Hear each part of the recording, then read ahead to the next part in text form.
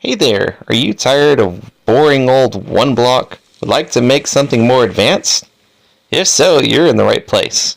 With this tutorial, you can actually make some pretty cool stuff. Imagine, for example, just endlessly breaking blocks, getting special events. But OneBlock doesn't have to be boring. We can actually make it quite exciting. So sit back and enjoy this advanced OneBlock tutorial. Hello there, I'm IvyMan1992. And like me, you probably love OneBlock. You do love OneBlock, right? That's why you're here? To learn how to make OneBlock out of commands. Because let's face it, you don't want to just break stone over and over and over again, right? You want random events, chance, and even surprises, right?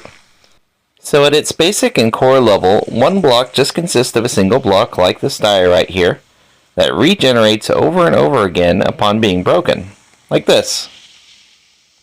So we can see that no matter how many times we break the diorite, it always regenerates.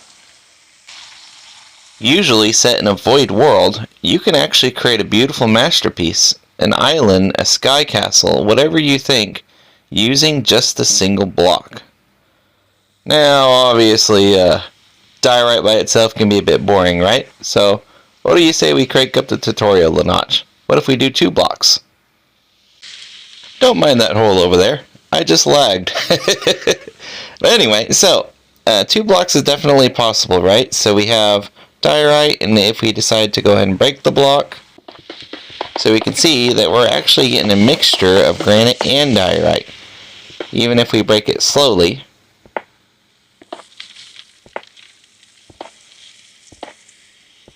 we can see that we have random chance of getting both, which is pretty cool, right? But let's be frank, command blocks in visual sites such as these 2 right here, ugly. We definitely have to do something better, right? And we have to answer the question of why we get the block in the first place. So how do we get chests to appear? Entities, mobs, items, special chance occurrences, right? So there's a lot more to OneBlock than to just making a OneBlock appear. So one of the first steps you want to do is actually decide the coordinate of which you want your OneBlock to spawn. And then make note of it so you don't forget it. Once you have your location coordinate down, go ahead and make you a command area. A command area could be as simple as this. It could be small or big. In my case, the main area that I'll be putting the command blocks is the 5x5 square of smooth sandstone. So let's first start by making sure our OneBlock actually can generate a block in the correct location. The command itself is not too bad. It's just the execute command. Execute if block at our coordinate, in my case it's 0, 1, 0 as air. Then we're going to run a set block command to put sand there. We also want to make sure that our command block needs redstone, so it's not constantly activating at the present unless it has redstone on the repeat, right? So right now there's nothing. We turn it on and suddenly we have sand. And this is the beautiful thing about the OneBlock, is because we can situate it anywhere we want, and the commands can actually be farther away, so it looks like we're just decorating, correct? Now, of course, you can generate any block that you want, but I am in a desert, so why not make it desert themed, right? And we can build off of it, from sand to sandstone. We can get normal stone, maybe fossils, get some husks going on. So yeah, we got a cool desert theme going on. Choose whatever you like. Just between you and me, it's about to get a little more tricky. So now we make ourselves a friend. Get you a name tag and name it whatever you want. In this case, I named mine Sandy. So our armor stand here is named Sandy. And Sandy is very important for actually controlling what block is generated, as well as specific rare events that may come about. And it's at this point you may be wondering, well, how is an armor stand actually going to be influencing what block is generated? Comes down to scoreboards. Scoreboards are definitely something, if you've not messed with before, that could be a little bit tricky. Okay, so now comes a relatively difficult part toward making an advanced OneBlock, and that is the scoreboards, right? So we have Sandy, Sandy is our armor stand looking over at our OneBlock. And the first thing we want to do is we want to create an objective. In order to create an objective, we just use the scoreboard command, objectives, add, and then whatever you want the name of your objective to be. But it is case sensitive, so you have to be careful about how you put it. In my case, I just went for generate with a capital G. Then afterward, you put a dummy. What this does is this actually adds an objective into the game. So we can see that we have added an objective named generate, right? Now we want to actually see our objective on Sandy. So that's where it comes to set display. Our second command is scoreboard objectives, set display to the sidebar, which is on the side of the screen here. And then we're going to put our objective that we just made, generate, over there. We can see that we now have generate on the right side of the screen. You can also go below your name if you really want to, but this is just for testing purposes so we can see Sandy's score. If we ever want to remove it, all we have to do is do scoreboard objectives remove generate. And this gets rid of our objective, so it's no longer on the side screen. So when we go to activate it, nothing works. So we have to recreate our objective and set it to the side. Now lastly, how do we actually get Sandy to function and generate a block? This is probably the hardest scoreboard that we're going to have, and we just repeatedly use it throughout the episode here. So we can see that it's an execute command. We're going to be executing as an entity, which is my armor stand, so that's the type. The name has to be the same, so it's Sandy with a capital S in quotations. Now, if we can locate Sandy, which is why we may need a ticking area, we're going to run a scoreboard for players. We're going to add ourself. In this case, it's executing as Sandy, so Sandy's going to add 0 to its generate score. Now, if this looks a little bit confusing, it's alright, because it is a little confusing. But just know, basically, Sandy is just giving himself a score of 0 for generate. And since we have it on the sidebar, this should actually add Sandy. There we go. Now, Sandy's name doesn't appear except for as that like random -429 number. That's okay, because each armor stand entity has a unique identification number, and we just know that that's Sandy. Oh boy.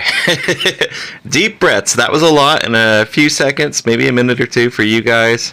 Let's do something a little bit easier, because now we have to pick out what kind of blocks we want to generate.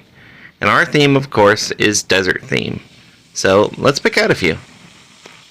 Okay, so now we've actually chosen a theme for the blocks. We just chose 5 to start with for this tutorial, especially because it's an advanced tutorial. We're going to be adding special events as well. So we're going to try to keep things as simple as we can. So to start with, we have sand, we have red sand, stone, coal ore, and iron ore. For the sake of most of you gamers out there, we have ranks common, uncommon, rare, and very rare. Notice that both the sands are common, so I want them to be able to appear at equal rates. So we have Sandy's chosen blocks. How are we actually going to make them appear? Well, if we head back over to our command block generator, we've actually replaced the first command with an execute command that operates on scoreboards. So you can see execute as at all entities that are armor stand, as long as their name is Sandy. If the block at our original coordinate, which was 0, 1, 0, is air, we're going to basically give Sandy a random objective score for generate. This is a lot, but right now Sandy was at 0. Sandy's now going to be giving a random score between 1 and 100. So we can see if we turn this on here, about every second, Sandy's score changes on the right hand side, right? And this is going to determine what odds we have of generating each one of those blocks. I just chose 1 out of 100 because that's usually what's best for percentages and keeping it fine and sane, you know.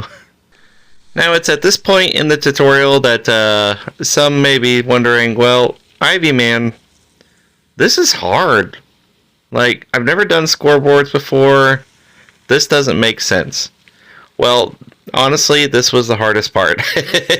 If we can get past this part, it's basically going to be the same command repeating over and over again, except we're going to be activating blocks and commands based on, Sandy's score. So if you can just get this one command down, the rest of the video should follow pretty smoothly. So go back a few seconds, pause, take a look at the command, write it, and see if we can figure it out together, okay? Now bear with me, because this is where the fun actually starts. Alright, so now what we got to do is we have our chain of commands that go straight up. This is the fun part. Just as a recap, our first command at the bottom is right here. Basically, it's just giving Sandy a random score from 1 to 100. The next block and every alternating block is almost the exact same. It's execute as, add all entities that are armor stands named Sandy. If the score of add self or Sandy generate matches anywhere from 1 to 20, then it's going to run a command that says common 1. We can see that if we skip a block and go up to the third, it's the exact same command except it's 21 through 40 and it says common 2. 41 through 70 says uncommon. It says 71 through 90 says rare. 91 through 100 says very rare. So what we're doing is we're actually just putting the tower into practice. That was lag. We're putting the tower into practice just to make sure it works, right? So if we run it, we can see on the left-hand side there, it says rare, uncommon, common 1, rare, and it matches the score that Sandy is generating on the right. So we can see that our system does work. Now it's time to put in the blocks. And after each one of those blocks, we have a chain block that's conditional, which means it'll only activate if that command block with that specific range activates. So in this case, if we run a range of 1 to 20, and we get common 1, it should set block a sand right over at our coordinate.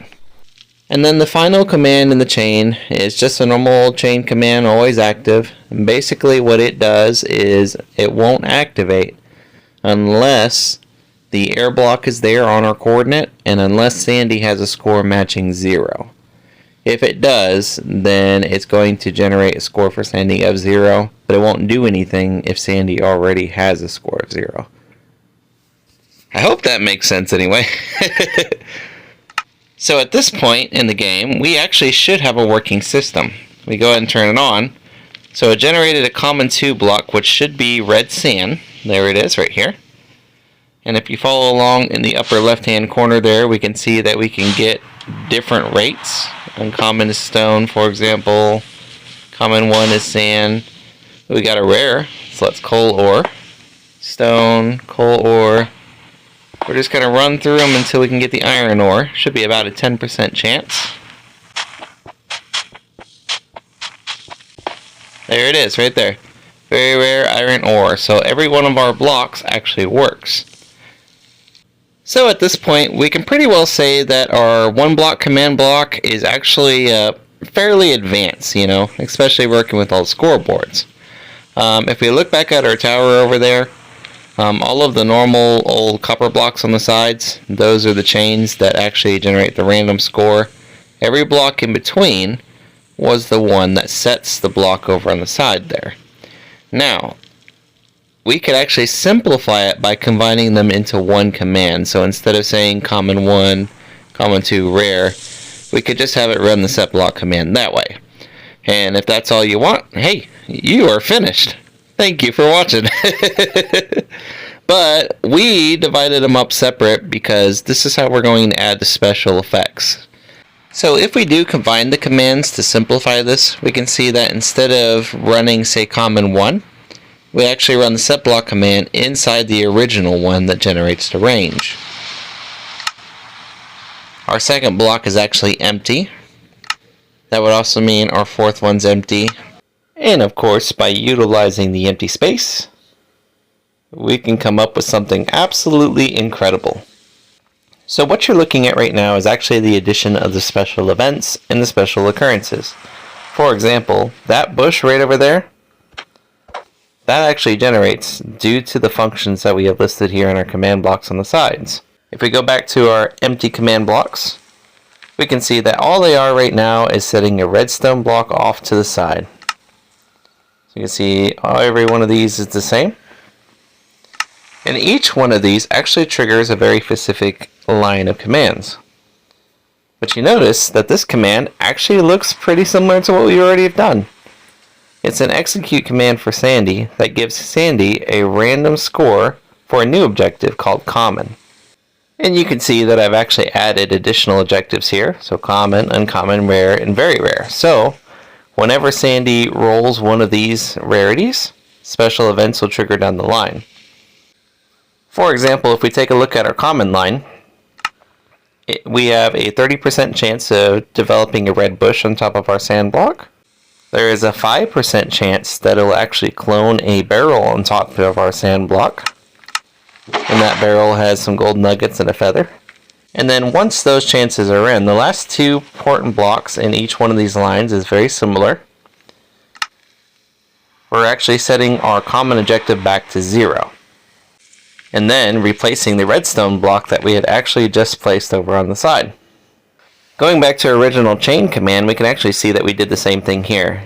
Resetting generate the objective that Sandy had to 0. So what's the point? What can we actually glean from all of these command blocks right there on the side? Our special events. Well, everything that we practiced in this video is just an extension of each other.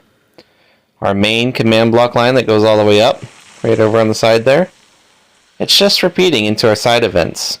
How we summon the dead bush, for example. So every one of those side events are actually the same of what we've just been doing, just in a different way. New objectives, new random scores, and new encounters. So rather than just setting the blocks, we're actually adding into the chain, summoning like that rabbit over there. Or a dead bush, a husk, chest, and finally a shulker. It's actually really cool. And it's something that I wanted to encourage you guys to do as well. So without further ado, what do you say we actually make a demonstration of it? Hey there, are you tired of boring old OneBlock? Would like to make something more advanced? If so, you're in the right place. With this tutorial, you can actually make some pretty cool stuff. Imagine, for example, just endlessly breaking blocks, getting special events. But OneBlock doesn't have to be boring. You can actually make it quite exciting. So sit back and enjoy this advanced OneBlock tutorial.